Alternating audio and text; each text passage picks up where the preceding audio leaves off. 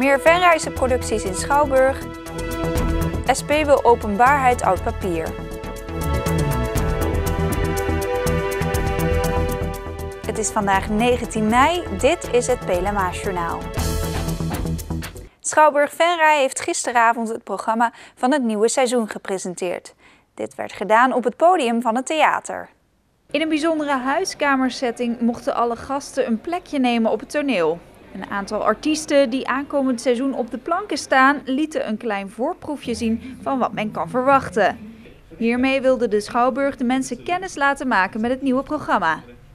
Hij moest er maar stoppen, hij was alleen wel een beetje opscheppen. Een beetje opscheppen, want in die tijd, jaren 90, had ik een Pentium 2 computer gehad van mijn vader. En ik kom naar school en ik zeg, hey Mustafa, ik heb van mijn vader, ik heb een Pentium 2. Oh, wat is dat? Ik heb al een Pentium 3.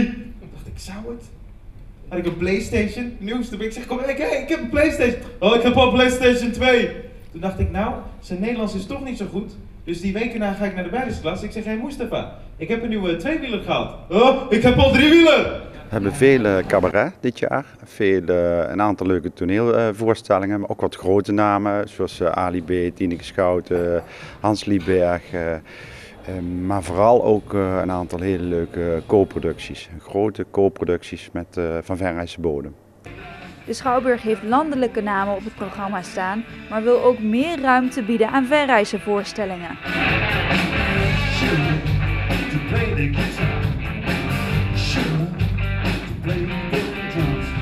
We zijn ons bewust geworden van het feit dat naarmate, doordat de kaartverkoper terugloopt, dus de belangstelling voor landelijke voorstellingen, die je overal kan zien, in een regio van een straal van 50 kilometer kun je eigenlijk alle artiesten treffen en bezoeken.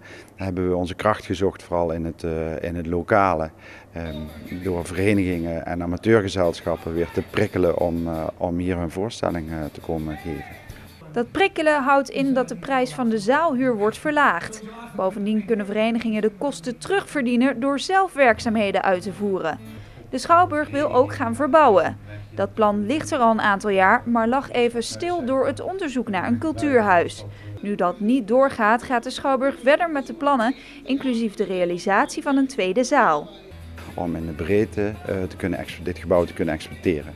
En dan moet je met name eraan denken dat wij voorstellingen hebben, landelijk, waar misschien maar 200 bezoekers op afkomen, die we wel willen brengen, omdat we niet alleen maar voor volle zalen willen gaan, maar we willen ook echt cultuur brengen, dus ook experimentele cultuur.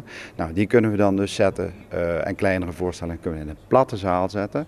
Kleine zaal, waar 200 zitplaatsen komen, een uitschuifbare tribune, waardoor de grote, de theaterzaal, vrijkomt voor vooral de verenigingen en amateurgezelschappen uit deze buurt.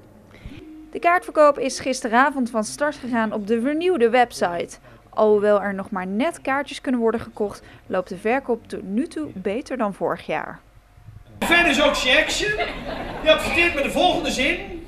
Venice Oxy Action, voor al uw zichtbare en onzichtbare vlekken. Onzichtbare vlekken? Welke gek heeft er last van onzichtbare vlekken? Je moet er opgenomen worden in het ziekenhuis als je last hebt van onzichtbare vlekken. Ze zien je aankomen bij de stomerij. Ja, nou zijn mijn onzichtbare vlekken er nog niet uit. En dat zie je ook begrijpen bij de stomerij. Ja meneer, dan weet u toch, onzichtbare vlekken krijg je er nooit helemaal uit. Dat weet iedereen. Je bent toch debiel, man.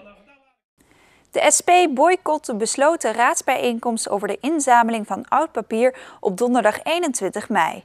De partij vindt dat het gesprek in de openbaarheid moet plaatsvinden.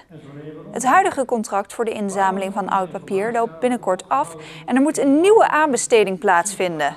Om niet gerechtvaardigde verwachtingen en teleurstellingen bij de verenigingen te voorkomen, is de bijeenkomst niet openbaar.